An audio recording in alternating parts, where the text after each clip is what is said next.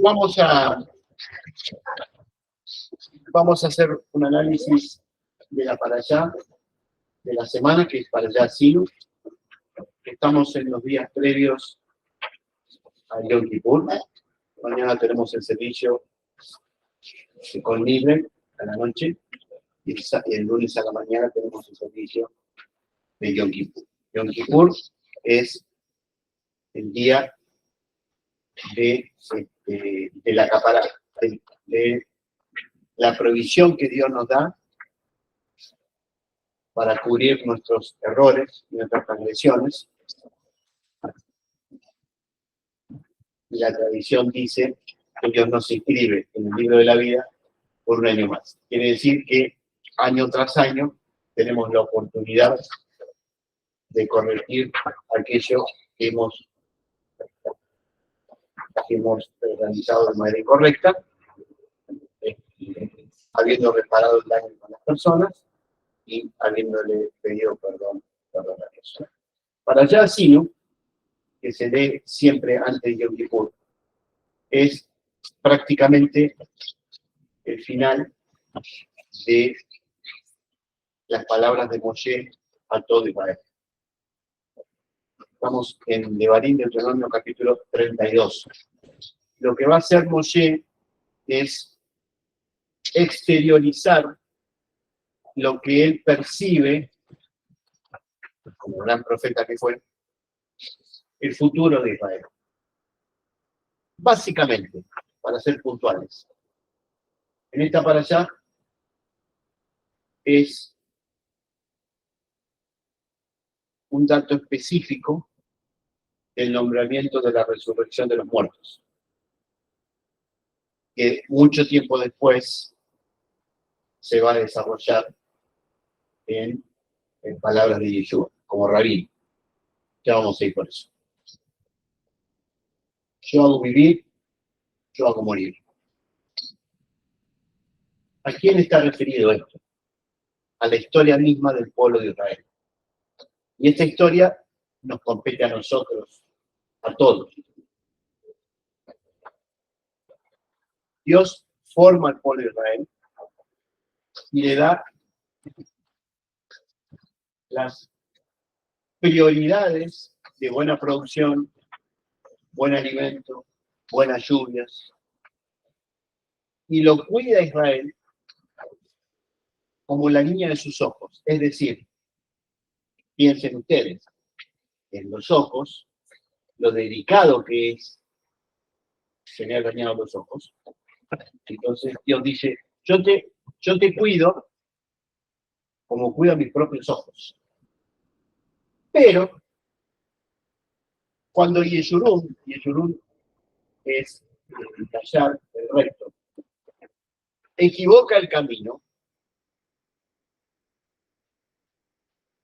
Dios dice que va a ocultar su rostro. ¿Por qué equivoca el camino? Porque se sintió tan bien, tan protegido, teniendo de todo, que celó a Dios con otros dioses. Es decir, cuando te alejas de lo que Dios pide, Dios no te castiga. Retira su rostro sobre vos. O sea, arreglatelas. ¿Vos te vas con otros? Bueno, anda. Pero vienen las consecuencias. ¿Cuáles son las consecuencias? La oscuridad, la pobreza, el desinterés, la tristeza. Voy para acá, voy para allá, esto es bueno, lo otro me parece que también es bueno, y esto es así, y todos hacen esto, porque eso no lo voy a hacer. Bueno, andá en celo. Y Dios retira el rostro. Retirar el rostro es decir, ¿yo no te importo? Bueno, entonces vos no me importás. Arreglar. Hasta que un pueblo que no es pueblo, que son ignorantes, que no tienen tebuná, que no tienen inteligencia, te va a gobernar. Y te va a aplastar. Y vas a quedar abajo. Cuando te des cuenta del error que cometiste, entonces vas a regresar. Y ahí viene la devolución divina. Yo hago vivir, yo hago morir. Es decir, todo vuelve al principio y al origen, a la protección otra vez de Dios en las vidas de Israel.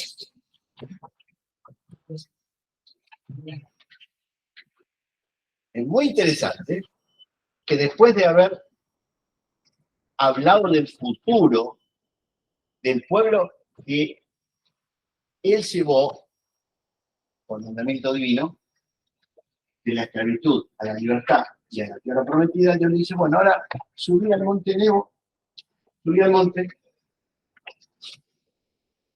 y mirá la tierra, porque vos no vas a entrar.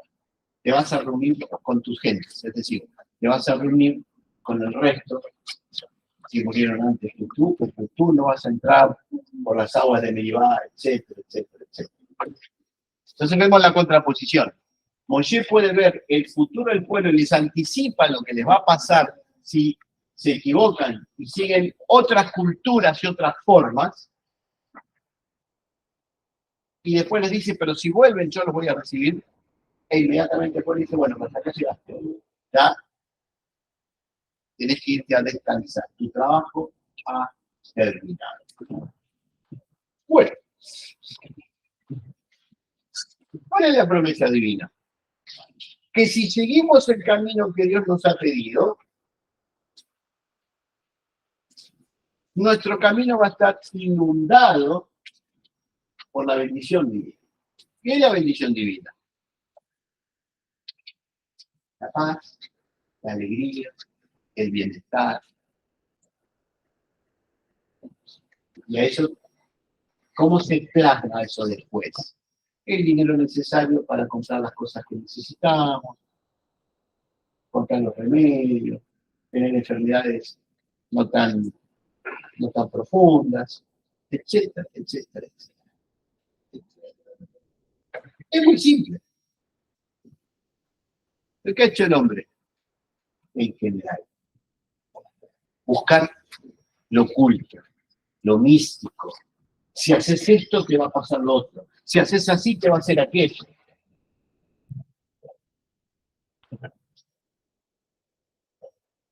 Israel se alejó tanto de Dios, tanto de Dios.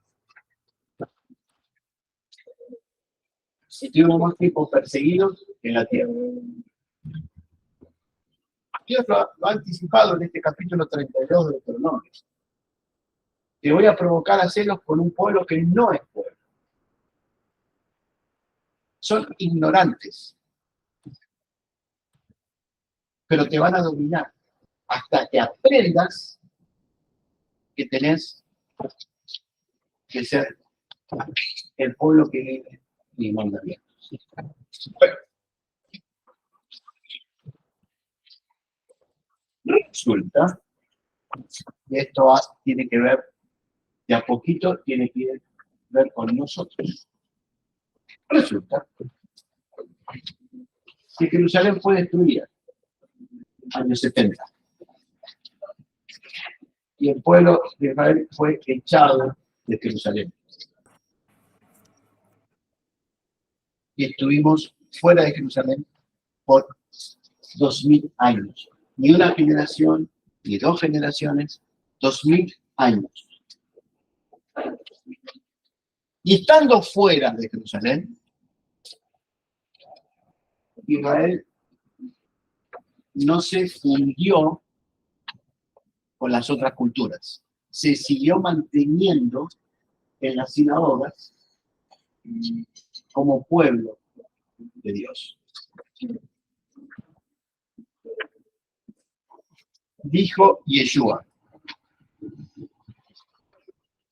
que Jerusalén iba a ser destruida. Y caerán a filo de espada, ¿sí? Será destruida por un ejército extranjero, con el águila, los romanos.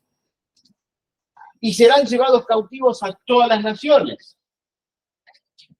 Y Jerusalén será gobernada por los gentiles hasta que los tiempos de los gentiles se cumplan.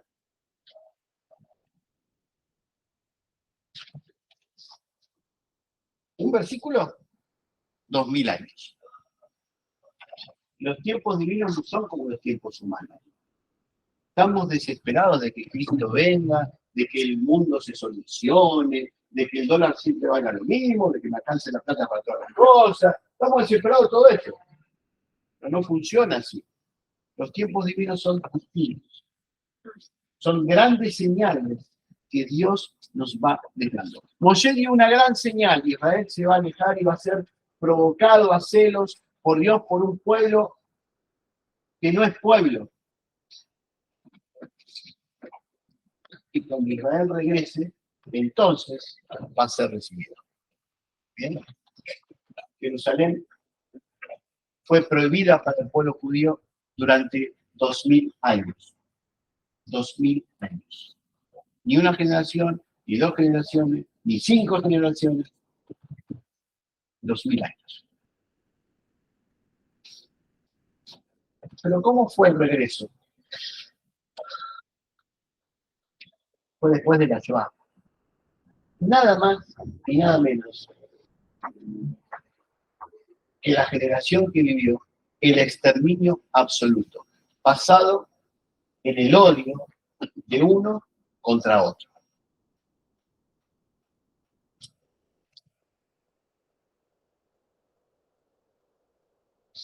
Hay de esa generación que sufrió semejante experiencia de existencia.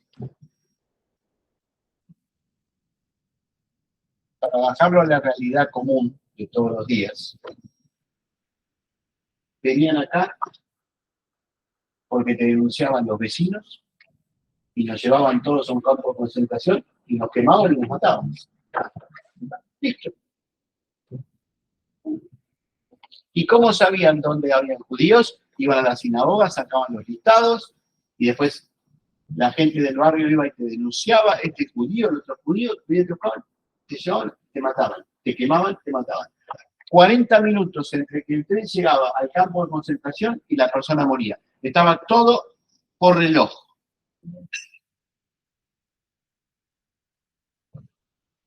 ¿Y dónde estaba Dios? Gran pregunta. Hay dos respuestas. La respuesta tradicional. Cuando Israel había dejado los mandamientos, entonces Dios los castigó.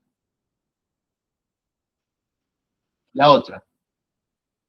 Dios ocultó su rostro y lo permitió. Esa generación fue muy especial, única, absolutamente única. Después de esa experiencia, muy dura, increíblemente dura, única en la historia de la humanidad, peor aún que lo que inventaron los cristianos, es la persecución de la iglesia por la Inquisición. Peor que la Inquisición, y la Inquisición fue atroz, pero el exterminio de los animales es histórico en la humanidad. Ya quedó como parte de la historia universal de la humanidad. Bueno. ¿Y dónde estaban los cristianos? ¿Dónde estaban los cristianos? Se preocupaban de que las iglesias no fueran tocadas por los nazis. Entonces, algún que otro cura ayudaba a los judíos. Pero el poder general hizo un pacto con los nazis. Tal es así que terminada la guerra, ayudaron a muchos nazis a escaparse de los juicios de las barbaridades que cometieron. Muchos de ellos vinieron a la Argentina y después se distribuyeron por América Latina.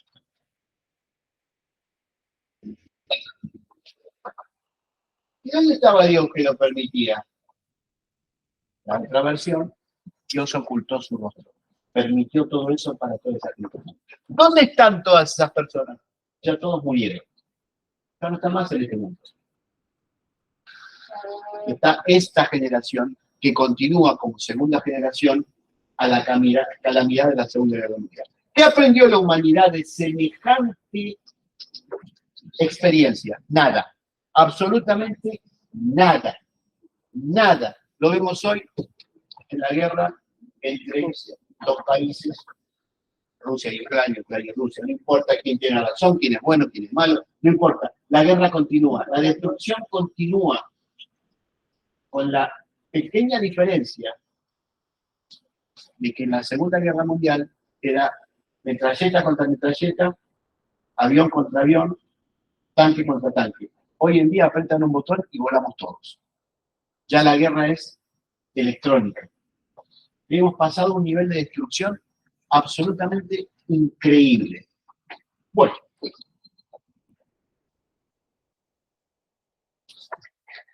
toda esta secuencia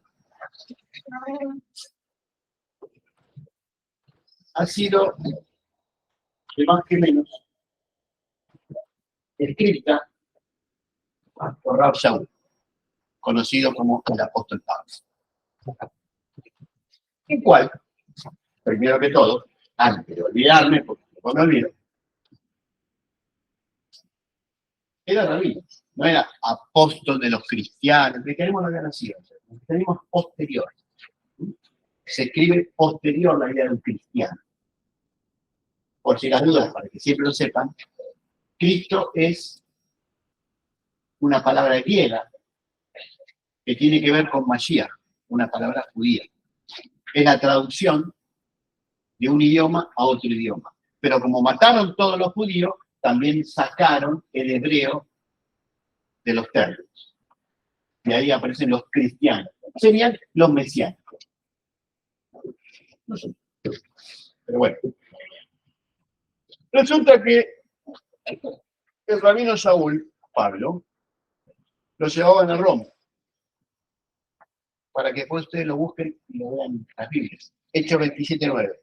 Y habiendo pasado mucho tiempo y siendo ya peligrosa la navegación, por haber pasado ya el ayuno, Rav Shaul, Pablo, les amonestaba. ¿Qué es haber pasado el ayuno? Yom Kippur. ¿Cuál es el ayuno en términos hebreos cuando se dice ayuno? Yom Kippur. El pueblo judío no ayuna porque sí, no existe eso. No es un pueblo asceta. Hay un ayuno específico, que es el ayuno Yom Kippur. ¿Qué quiere decir? Que Rav Shaul vivía como rabino. Y como rabino salió a enseñar que el Mesías había venido e incorporar a todos aquellos de las otras naciones, los gentiles, al seguimiento de la Torá explicada por Yeshua, el cual consideramos de nosotros como el Mesías del pueblo. Acuérdense que Mesías es ungido, el ungido por Dios, el preparado por Dios, para traernos la simpleza del camino a la vida interior. Resulta que esta época era primavera, era otoño en el mar Mediterráneo. Y en esas épocas habían grandes vientos. Por eso el barco en el cual él navegaba tuvo que ir de puerto en puerto porque había una gran cantidad de viento. Entonces estaban por hundir. Y él les decía, por eso dice el ayuno, porque era justo en los días de Yom. Entonces ahí está claramente especificado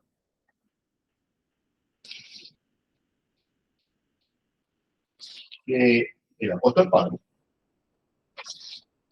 era nada más ni nada menos que un rabino que vivía en la Torá. Lo que pasa es que su función era llevar la Torá explicada por Yeshua y vivida por Yeshua a gente que no tenía ni la más mínima idea de que era Yom Kippur, de esto, de lo otro. Tenía que enseñar desde la base, desde cero. Y en algún momento, que es lo que voy a desarrollar ahora, que tiene que ver con nosotros, les comentó la parashá Asini, la parashá que les hablé hoy. Un pueblo no conocedor e inculto e ignorante los va a dominar hasta que Israel vuelva. Y él tenía, se nota por lo escrito, una gran disputa interna, porque él quería provocar a celos al pueblo de Israel. Provocar a celos no es envidia, es amor a Dios desde la mirada de Yeshua, como rabino, como Mesías, y tenía que contactarse con gente a la cual le tenía que avisarle que había una Torá, que sábado es el día de descanso, la base. Y hay ciertas frases que nos dan la pauta de cuál es el camino.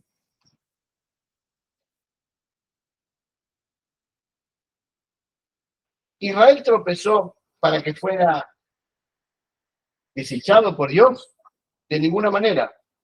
La transgresión de Israel que rechazó al Mesías pasó a ser la solución del problema, la salvación para los gentiles. ¿Para qué? ¿Cuál es la función? De provocar a celos al pueblo, de provocar la mirada. ¿Qué tienen estos? Y nosotros, el pueblo super elegido, no tenemos. ¿Por qué? ¿Qué tenía que pasar? El pueblo judío tenía que ver a los futuros cristianos como el ejemplo de lo que Dios había pedido. Y entonces empezarían a autopreguntarse. Esta gente es feliz, esta gente está con Dios, les va todo bien, los chicos crecen bien, los grandes mueren bien, no tienen enfermedad, es todo feliz. ¿Qué es lo que tienen estos que nosotros no tenemos? La imagen es Yeshua como Mesías. Vive en la Torá como Mesías la enseña. Pero eso no pasó. Y después agrega que la exclusión de Israel, es decir, que Dios haya apartado su rostro sobre Israel, es la reconciliación de todos los que no viven la Torá para con Dios. Cuando Israel vuelva,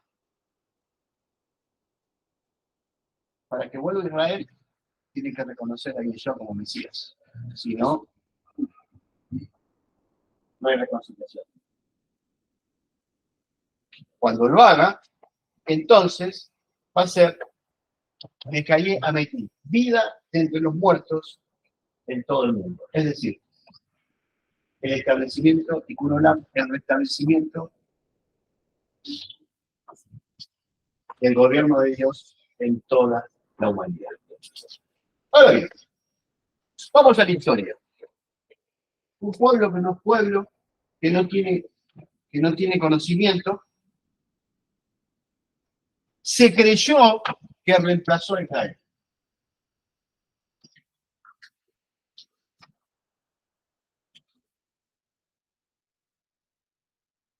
Y entonces nos explica Juan Shaul. Hay dos olivos. El olivo natural y el olivo silvestre. Dios desgajó las ramas del olivo natural que no aceptaron a Yeshua como Mesías y insertó a las ramas del olivo silvestre, gentiles, dentro del buen olivo. Y esto es contra lo que hacen las personas en la naturaleza. En la naturaleza se saca una rama del olivo bueno y se lo pone en el olivo malo. ¿Para qué? Para que el olivo malo crezca mejor. En este caso es al revés. El olivo malo se puso en el olivo bueno. ¿Qué significa esto? Que los gentiles tienen que venir al árbol de la vida. El árbol de la vida es el pueblo de Israel. ¿Qué es lo que ustedes están haciendo? Se están incorporando a la savia que alimenta la vida interior.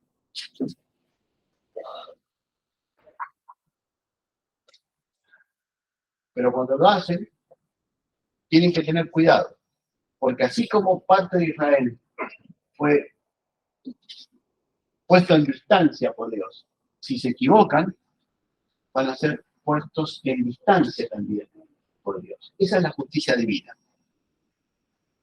La justicia divina es justa.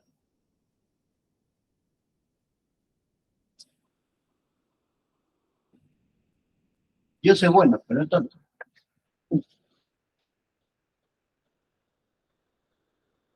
Estamos muy invadidos por lo fácil.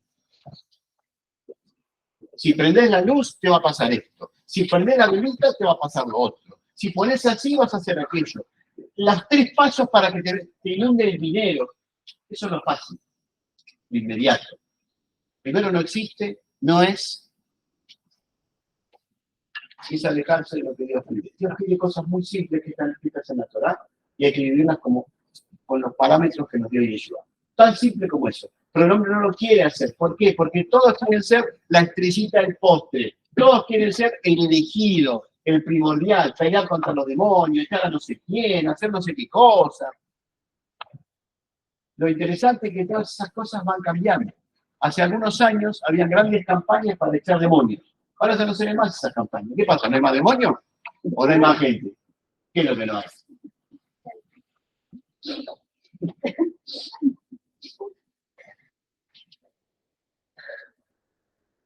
En fin. Bueno, ¿y cuál es el punto final de todo esto? Que ha acontecido en Israel un alejamiento en parte, hasta que haya entrado la plenitud de los gentiles. Entonces, todo Israel va a ser salvo. Es decir, cuando la plenitud de los gentiles, estas traducciones son paupérrimas, lo hago. ¿Qué significa eso? No significa que todos tienen que creer en Cristo, con lo cual se cae la teoría de los que predican a Cristo, que se te hacen el amigo, son buenitos, te dan la Biblia, te dan esto.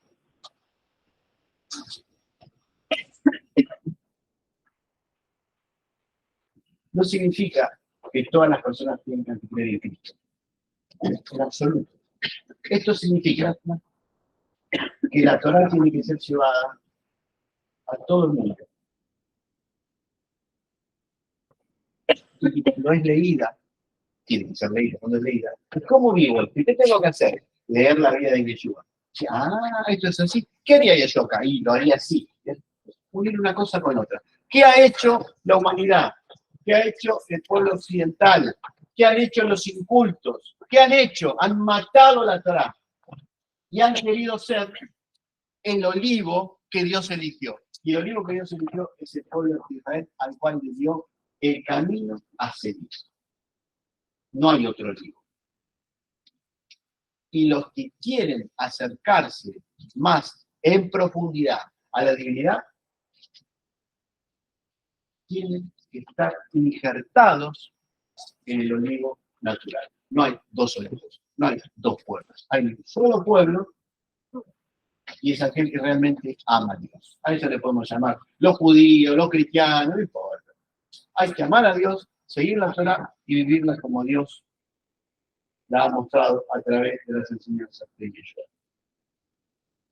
Obviamente, se han preocupado en la región occidental de llevarle la palabra de Cristo a los indios, a los estos, a los otros.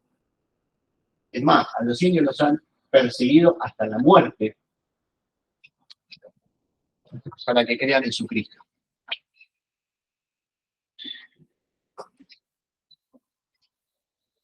Y resulta que después incorporaron parte de la cultura autóctona y la mezclaron con el cristianismo de Occidente. O sea, se alejaron por completo de la esencia.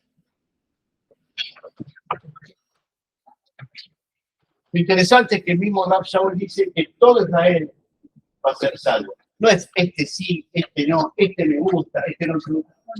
Todo Israel va a ser salvo. Ser salvo no es solucionar los problemas, no es la salvación del cielo. Solucionar los problemas. ¿Cuál es el problema? ¿Quién es el Mesías? Porque hoy en día y ese punto, se meten en internet y hay 850.000 rabinos, maestros, fotos de acá, fotos de allá, enseñanza de esto, enseñanza del otro. Israel, a través de la persecución de los cristianos, se ha extendido a todo el mundo.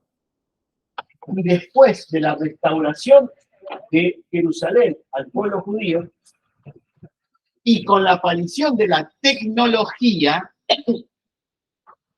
la sabiduría del pueblo judío se consigue instantáneamente. Eso no pasaba hace 15 años, 10 años. Entonces ahora, ¿qué quieren saber? Algo de cábala, no importa si está bien, ¿no? Se meten y hay 40 tipos que enseñan. Y aprenden esto, aprenden lo otro. Después, si es correcto o si es incorrecto, no me quiero meter en eso. Lo importante es que se está expandiendo un cierto conocimiento y está al alcance de todos. Eso hace 10, 15 años no existía, no había. No había. Israel se está expandiendo. Quienes quieren incorporarse a ese conocimiento tienen que vivir la Torá, porque es parte de lo que Dios ha formado con un pueblo, es dar una idea de cómo tenemos que llevar nuestras vidas. Eso no nos hace ni mejores ni peores. ¿Qué nos hace? Comprometidos con un determinado cariño. ¿Cuál es la devolución divina del esfuerzo que hacemos? Yo hago vivir y yo hago morir. Yo, Dios, nos hace vivir si nos acercamos a Él correctamente. Y nos hace morir si no lo hacemos. ¿Cómo es la muerte? Más allá de la muerte física, la tristeza, la vida no tiene sentido, ¿para qué me voy a forzar? No tengo un buen trabajo, las cosas no me van bien, ¿qué va a pasar en el futuro? Todo hacia abajo, todo negativo. ¿Y cómo nos hace vivir? Cuando cada día abrimos los ojos y vemos lo hermoso y simple. Primero, de estar vivos. Segundo, de estar sanos. Tercero, de poder alimentarnos. Cuarto, de poder ver un poco más allá de los acontecimientos que nos rodean y ver la mano que desde el cielo va manejando los hilos para las experiencias que tenemos.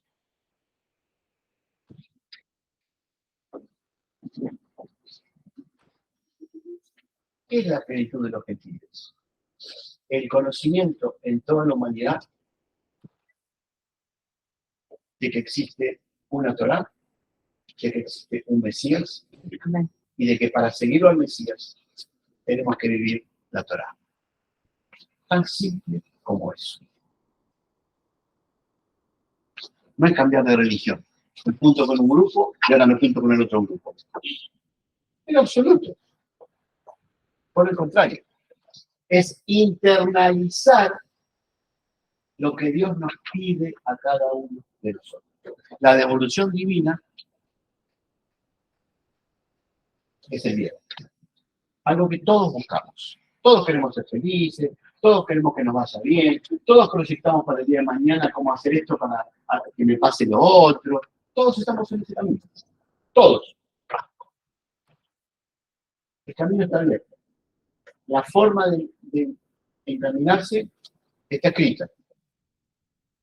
¿Y qué pasa si nos equivocamos en el medio? Tenemos Yom Kippur. Tenemos el día de la reconciliación con la divinidad. Por un año. Porque Dios es tan bueno y tan inteligente.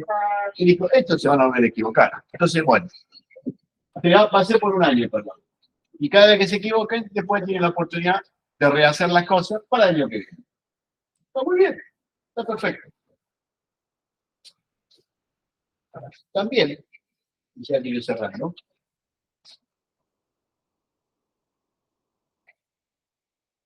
Espero que puedan ver que ustedes están viviendo tiempos muy especiales.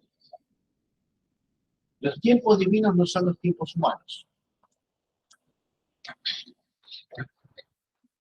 Más allá de que en este momento en Argentina que no hay trabajo, que me roban, que no me alcanza la plata, que no esto, que no lo otro, más allá de eso que es lo inmediato, lo físico, más allá de eso, vivimos el tiempo en que están siendo injertados en el olivo natural. Para seguir en el olivo natural, tienen que recibir la savia del olivo, del árbol. Y para recibir la savia del árbol, tienen que conducirse como Dios lo ha pedido y como Yeshua lo ha explicado.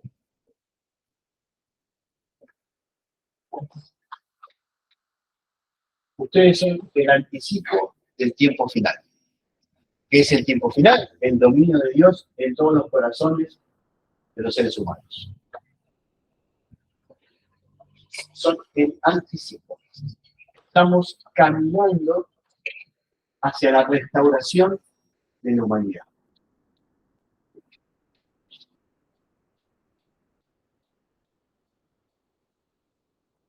Sinceramente, no hay promesas. Ya tenemos todo a nuestro alcance.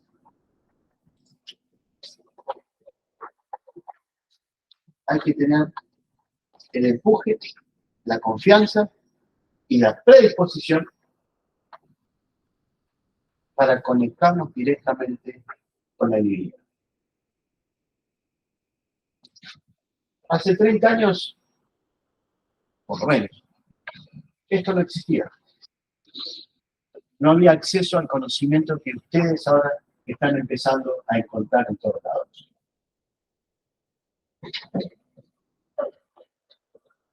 Todas las religiones se están muriendo. Todas.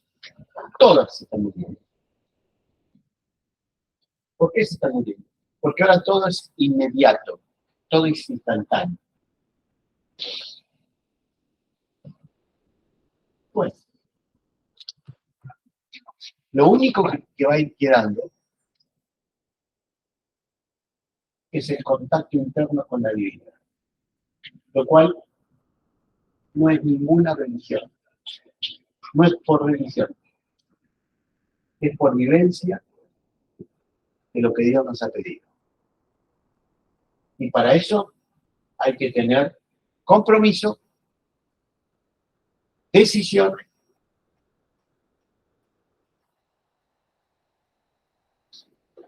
y mucha sabiduría, producto de lo que Dios nos va transmitiendo a cada uno de nosotros en nuestro interior. ¿A qué nos lleva eso? A sentirnos y a ser parte del pueblo que Dios quiere formar con todas las almas. ¿Por qué le dijo a Moisés, anda a morir y reúnete con tu gente? Porque nosotros cuando nos morimos, nos reunimos también con nuestra gente. Las almas están encadenadas en grandes grupos. Nos parece que yo soy yo y el otro que se arregle. No es así. Estamos encadenados los unos con los otros. La cadena es un eslabón bueno. No estamos aislados. No estamos aislados.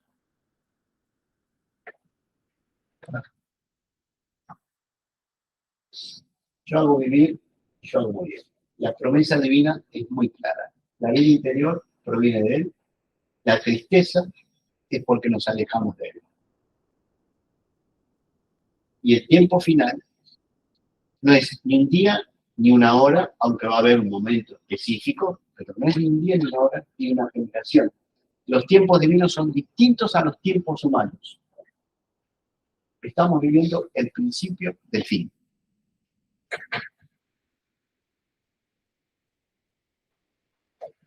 La consideración de qué es Dios, de qué nos pide y por qué nacimos en esta generación y no en otra. Si Dios quiere, nos va a dar los recursos para que podamos viajar todos juntos a Israel. Ahora parece un imposible. Son $3.500 por persona. Ahora parece un imposible. Pero todo proviene de Dios. Hay que confiar y esperar. Ahora estamos haciendo arreglos en el templo que el dinero surge de lo que aportamos entre todos. Se pintó el frente, la cocina, un techo arriba, todo eso. Parece que no se puede, pero se puede, porque todo proviene de la bondad divina.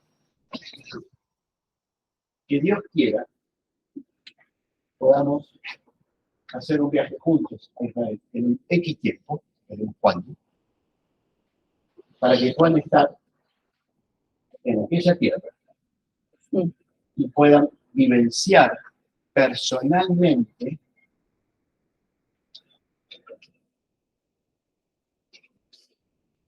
lo que hay que imitar y lo que no hay que imitar cuando se vive en la Torá. Por eso lo tienen que verlo presencialmente. Tienen que verlo presencialmente. Y ahí van a comprender el famoso conflicto entre Israel y los palestinos. Ahí van a comprender todo lo que las noticias mienten, como siempre pasa, basadas en el anticristo. La gente común que no conoce, porque siempre el judío es malo, va a un lado, va para el otro, etc. Bueno, de Dios proviene todo. Nuestra vida proviene de Dios y va a Dios. Nuestro esfuerzo, nuestro compromiso, tiene que estar fundado en ser parte del olivo natural. Estamos todos invitados a recibir la sabiduría que tiene el pueblo de Israel. Algo muy común es que los judíos son inteligentes, los judíos les va bien, los judíos esto, los judíos otro, lo tienen todos ustedes servidos. Todos lo tienen servido, lo tienen ahí, al alcance de la mano. Hay que vivirla, ¿verdad? Y hay que vivirla como Yeshua, y con las pautas para que la apliquemos. Tan fácil y tan sencillo como eso. Y entonces los problemas diarios van a desaparecer. Porque vienen todas las bendiciones divinas. Y Dios te va a sorprender. Y vas a poder hacer el bien. Y cuando te pase todo eso, no hagas como Yeshurun, que te engordás y ahora ya tengo, ahora ya no necesito. No. Hay que seguir sirviendo a Dios. Porque es la manera en que el alma va creciendo. Y cuanto más crece el alma, hay mayores bendiciones que llegan a nuestras vidas. Porque hemos nacido para ser seres benditos y felices. Y en vez de ocultarnos, desesperarnos por lo externo, vivenciar profundamente lo interno. Y de lo interno, del alma, surgen todos los medios para que tengamos una vida reconfortante, llena de paz y llena de amor. Shabbat shalom para todos. Shabbat shalom. Shabbat shalom. Samuel. Hola. ¡Yujú! Bueno, nos vamos a poner en pie. Vamos a decir Cádiz. Es la santificación del nombre de Dios.